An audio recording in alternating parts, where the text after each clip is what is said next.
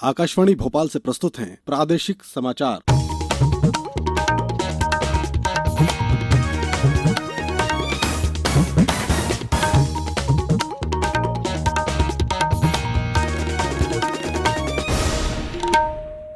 नमस्कार, समाचारों के साथ मैं शरद बाघेला। पहले मुख्य समाचार। प्रदेश की 28 सीटों पर मतदान 3 नवंबर को, 10 को आएंगे परिणाम। आज से ही लागू हुई आदर्श आचार संहिता। राज्य मंत्रिमंडल ने कृषक कल्याण योजना और पिछड़ा वर्ग आयोग को दी मंजूरी। दर्जन भर स्वास्थ्य केंद्रों का होगा उन्नयन। प्रधानमंत्री नरेंद्र मोदी ने फिर कहा, विपक्ष नहीं चाहता कि किसान इस देश में आजाद हों। और प्रदेश में 1 लाख से ज्यादा लोगों ने दी कोरोना को मात। भोपाल में रिकवरी रेट 83% से हुआ ज्यादा। सबसे पहले बापू की बात। महात्मा गांधी की 150वीं जयंती के उपलक्ष्य में विशेष श्रृंखला में हम बुलेटिन की शुरुआत बापू की बात से कर रहे हैं।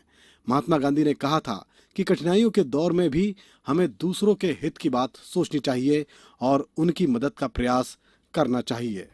अगर मुझको ज्यादा दिनों तक जिंदा रहने की तमन्ना होनी चाहिए तो एक ही शर्त से हो सकती है कि हाँ, मैं वो जो कुछ भी काम कर रहा हूँ वो लोगों को भाता है, लोगों को उसमें से शक नहीं पैदा होता है और समझते हैं कि ये गांधी ये चीज को कराने का हमको कहता है तो उसमें हम ऊंचे जाने वाले हैं, हम कभी नीचे नहीं जाएंगे। अगर ये किया तो हिंदुस्तान का तो भला होता ही है, तब आप जगत का भला कर सकते हैं। अब समाचार विस्तार से। निर्वाचन आयोग ने आज बिहार में लोकसभा की 1 सीट और 11 राज्यों के 56 विधानसभा क्षेत्रों के उपचुनाव की घोषणा कर दी है। इनमें मध्य प्रदेश की 28 सीटें भी शामिल हैं। प्रदेश की मुख्य निर्वाचन पदाधिकारी वीरा राणा ने भोपाल में एक प्रेस कॉन्फ्रेंस के दौरान बताया कि 9 अक्टूबर को अधिसूचना जारी होगी। इसके बाद नामांकन पत्र भरने की प्रक्रिया 16 अक्टूबर को होगी और स्क्रूटनी 17 अक्टूबर को की जाएगी। नाम वापसी की आखिरी तारीख 19 अक्टूबर को रखी गई है। प्रदेश में 3 नवंबर को सभी 9,361 केंद्रों पर मतदान होगा। मतों की गणना 10 नवंबर को संबंधित विधानसभा क्षेत्र या जिला मुख्यालय पर की जाएगी। निर्वाचन की घोषणा के साथ ही आदर्श आचार संहिता तत्काल प्रभाव से लागू हो गई है। कोविड-19 के दौरान व्यापक दिशा निर्देश जारी किए गए। आयोग ने नामांकन प्रस्तुत करने के लिए उम्मीदवार के साथ आने वाले व्यक्ति की संख्या के मानदंडों को संशोधित किया है, जो 5 व्यक्तियों के बजाय अब 2 तक सीमित है। वाहनों की संख्या 3 वाहनों के बजाय अब 2 तक सीमित है। आयोग ने डोर टू डोर अभियान के लिए संख्या उम्मीदवार सहित कुल 5 व्यक्तियों तक सीमित कर दिया है। प्रचार प्रसार हेतु रोड शो में वाहनों के काफिले को 10 वाहनों के बजाय 5 वाहनों को सीमित किया है। उन्होंने बताया कि उपचुनाव में मतदान प्रक्रिया संपन्न कराने के लिए 56,000 मतदान कर्मी नियुक्त किए गए हैं। मतदान दलों का तृतीय रेंडमाइजेशन में 24 घंटों के स्थान पर कोविड-19 के निर्देशों के पालन के लिए 72 घंटे पूर्व में रखा गया है। उन्होंने बताया कि सभी 28 विधानसभा क्षेत्रों के मतदाताओं को मतदान से पहले पर्ची उपलब्ध कराई जाएगी। दृष्टिबाधित मतदाताओं को मतदान में सुविधा के लिए ब्रेल फोटो वोटर स्लिप भी उपलब्ध कराई जाएगी। राज्य मंत्री परिषद ने आज कृषक कल्याण योजना और पिछड़ा वर्ग आयोग के गठन को मंजूरी दे दी। आयोग में 1 अध्यक्ष, उपाध्यक्ष और 3 सदस्य होंगे। आयोग के पास अधिकारियों को बुलाने का अधिकार होगा। कैबिनेट बैठक में लिए गए निर्णय की जानकारी देते हुए गृह मंत्री नरोत्तम मिश्रा ने बताया कि कृषक कल्याण योजना को मंजूरी मिलने से किसानों के खातों में 10,000 रुपए की राशि आएगी। इसमें प्रधानमंत्री सम्मान निधि की 6,000 रुपए की राशि भी शामिल है। डॉक्टर मिश्र ने बताया कि विज्ञान और तकनीकी विभाग में भूमिगत पाइपलाइन डालने की अनुमति दे दी गई है। वहीं राजस्व विभाग में कंप्यूटराइजेशन के लिए प्रदेश के 17,000 पटवारियों को लैपटॉप दिए जाएंगे। प्रदेश में स्वास्थ्य सेवाओं के उन्नयन और स्थापना को लेकर प्रदेश के करीब 1 दर्जन स्वास्थ्य केंद्रों का उन्नयन पर कैबिनेट ने मंजूरी दे दी है। इसके तहत गोहद, बरेली, गैरतगंज, बदनावर, सुसनेर, आगरमालवा, इच्छावर, सिलवानी, बेगमगंज और सांची में स्वास्थ्य केंद्रों का उन्नयन किया जाएगा। गृह मंत्री ने बताया कि जबलपुर स्टेट मध्य प्रदेश धर्मशास्त्र राष्ट्रीय विधि विश्वविद्यालय के भवन निर्माण के लिए लाए गए प्रस्ताव को मंजूरी मिल गई है। मुरैना के जोरा विकासखंड में आसान बैराज में सिंचाई परियोजना को भी स्वीकृति दी गई है।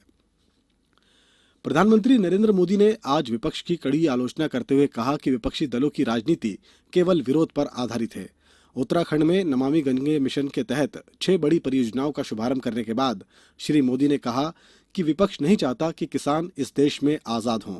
किसानों को न्यूनतम समर्थन मूल्य की गारंटी और कृषि उपज की सरकारी खरीद जारी रखने का भरोसा दिलाते हुए श्री मोदी ने कहा कि विपक्ष को लोगों के बीच झूठ फैलाने की आदत छोड़ देनी चाहिए। उधर सूचना और प्रसारण मंत्री प्रकाश जावड़ेकर ने कहा कि कृषि उपज मंडी समितियां काम कर रही हैं और किसान मंडियों में उपज बेच रहे हैं। न्यूनतम समर्थन मूल्य पर किसानों के उपज बेचने में असमर्थ होने के विपक्ष के आरोपों को खारिज करते हुए श्री जावड़ेकर ने कहा कि सरकार ने कई तरह के अनाज के न्यूनतम समर्थन मूल्य की पहले ही घोषणा कर दी है। अब समाचारों में वक्त है एक ब्रेक का। ये समाचार आप आकाशवाणी भोपाल से सुन रहे हैं। हमारे समाचारों को अब आप कभी भी और कहीं भी अपनी सुविधा के अनुसार सुन सकते हैं। ये समाचार बुलेटिन YouTube, ट्विटर और फेसबुक पर AIR न्यूज भोपाल पेज पर सुने जा सकते हैं। इसके अलावा आप हमारी वेबसाइट newsonair.com पर या AIR न्यूज ऐप पर भी समाचार सुन सकते हैं। ब्रेक के बाद समाचारों में एक बार फिर आपका स्वागत है। रेल मंत्री पीयूष गोयल ने शहडोल से नागपुर के लिए सीधी ट्रेन चलाने के लिए सर्वे कराने का आश्वासन दिया है। शहडोल सांसद हिमाद्री सिंह ने इस बारे में रेल मंत्री से मुलाकात कर अनुरोध किया था। शहडोल से नागपुर तक सीधी ट्रेन चलाने की मांग कई दशकों से की जा रही है। नागपुर तक ट्रेन चलने से इस क्षेत्र के लोगों को बड़ी राहत मिलेगी। जहां व्यापारिक गतिविधियां बढ़ेंगी, वहीं गंभीर बीमारियों में इलाज कराने के लिए नागपुर जाने वालों को आसानी होगी। प्रादेशिक समाचार के लिए शहडोल से मैं अरविंद पांडे। प्रदेश में कोरोना संक्रमितों की संख्या 1.25 लाख के पार हो गई है। वहीं अब तक 1 लाख से ज्यादा लोग स्वस्थ हो चुके हैं। प्रदेश में कोरोना संक्रमितों की संख्या 1.25 लाख के पार हो गई है। वहीं अब तक 1 लाख से ज्यादा लोग स्वस्थ हो चुके हैं। आज 2443 लोग स्वस्थ हुए हैं। वहीं 1877 नए संक्रमित मिले हैं। उधर संक्रमण से आज 39 लोगों की मृत्यु हुई है। प्रदेश में अब सक्रिय प्रकरणों की संख्या लगभग 21,307 है। राजधानी भोपाल में अब तक पाए गए 17,000 में से 14,242 व्यक्ति कोरोना संक्रमण से पूरी तरह स्वस्थ हो चुके हैं। इस तरह भोपाल का रिकवरी रेट बढ़कर 83.7% हो गया है। हालांकि आज भी राजधानी में रिकॉर्ड 329 मरीज मिले हैं। उधर इंदौर में कोरोना संक्रमितों की संख्या 25,000 से ज्यादा हो गई है। वहीं ग्वालियर में 10,000 और जबलपुर में मरीजों की संख्या 9,000 को पार कर गई है। आज अशोकनगर में 8, खंडवा में 26 और उमरिया में 27 कोरोना संक्रमित मरीज मिले हैं। नीमच में 46 और श्योपुर में 4 मरीजों ने कोरोना वायरस को मात दी है। केंद्रीय ग्रामीण विकास मंत्री नरेंद्र सिंह तोमर ने आज मुरैना में जलावर्धन योजना का भूमि पूजन किया। मुख्यमंत्री शिवराज सिंह चौहान और नगरीय विकास एवं आवास मंत्री भूपेंद्र सिंह वर्चुअल रूप से इस कार्यक्रम में शामिल हुए। अब कुछ समाचार संक्षेप में। गंदगी भारत छोड़ो अभियान में 1 से 5 लाख जनसंख्या वाले नगर निगमों में देवास को पहला, खंडवा को दूसरा और सागर नगर निगम को तीसरा स्थान मिला है। पश्चिम मध्य रेलवे ने दुर्ग से भोपाल के बीच 1 तारीख से स्पेशल सुपरफास्ट ट्रेन चलाने को मंजूरी दी है। ये ट्रेन अमरकंटक एक्सप्रेस की रूट पर ही चलेगी। रतलाम में जिला कलेक्टर ने जन्म पंजीयन को 100% दर्ज करने के निर्देश दिए हैं। विदिशा में अटल बिहारी वाजपेयी शासकीय चिकित्सा महाविद्यालय का अस्पताल 1 अक्टूबर से शुरू किए जाने को लेकर जिला कलेक्टर डॉक्टर पंकज जैन ने व्यवस्थाओं की समीक्षा की। बड़वानी जिले में शुरू किए गए अपना कार्यालय अपना घर अभियान के अंतर्गत शासकीय कार्यालयों का निरीक्षण कर उनकी रैंकिंग निर्धारित करने के लिए जिला कलेक्टर शिवराज सिंह वर्मा ने अधिकारियों का दल गठित किया है। उमरिया जिले में स्थित बांधवगढ़ नेशनल पार्क 1 अक्टूबर से पर्यटकों के लिए खोल दिया जाएगा। पार्क, बफर जोन और कोर जोन पूरी तरह से पर्यटकों के लिए तैयार किया गया है।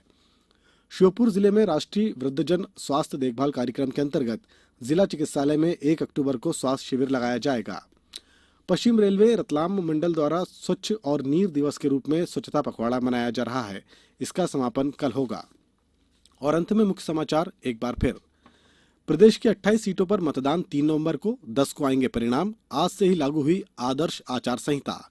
राज्य मंत्रिमंडल ने कृषक कल्याण योजना और पिछड़ा वर्ग आयोग को दी मंजूरी। दर्जन भर स्वास्थ्य केंद्रों का होगा उन्नयन। प्रधानमंत्री नरेंद्र मोदी ने फिर कहा, विपक्ष नहीं चाहता कि किसान इस देश में आजाद हों। और प्रदेश में 1 लाख से ज्यादा लोगों ने दी कोरोना को मात। भोपाल में रिकवरी रेट 83% से ज्यादा हुआ। और अब चलने से पहले प्रस्तुत है बापू का प्रिय भजन। स्वर दिया है डेनमार्क के कलाकारों ने।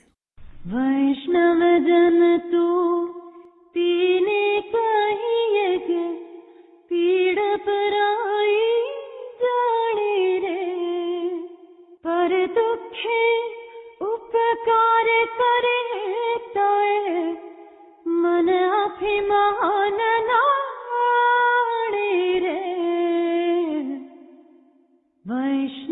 जन तू